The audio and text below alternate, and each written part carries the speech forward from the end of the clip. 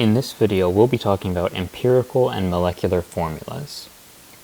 Different substances, like water or sugar, can be described by a number of different attributes. We can classify them by their color, or their shape, or their size, or whether they're a liquid or a solid at room temperature. Chemically, we can write a chemical formula to describe the chemical composition of the substance. So water is known as H2O. That's the chemical formula of water. Sugar, one type of sugar, is C6H12O6.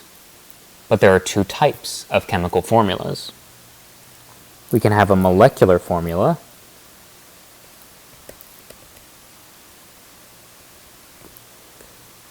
or an empirical formula.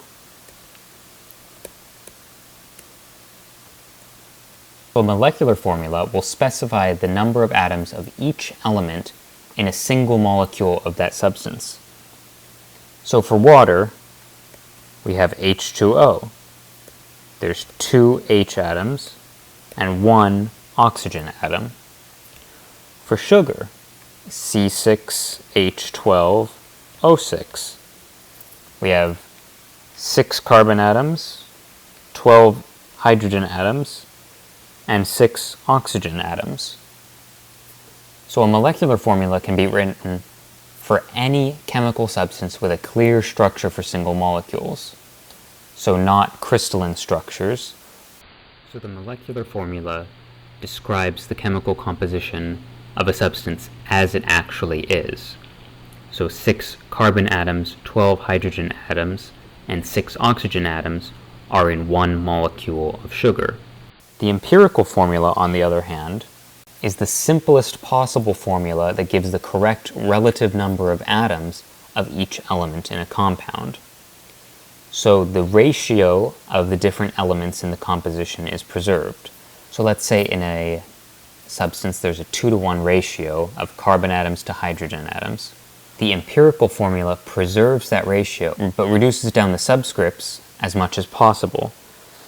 So if we had something like C4H6, the empirical formula will preserve that ratio of 4 to 6 carbon to hydrogen, but would be written as C2H3.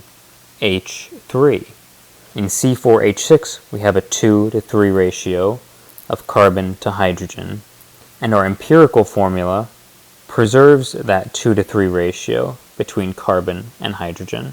Let's go back to our two examples.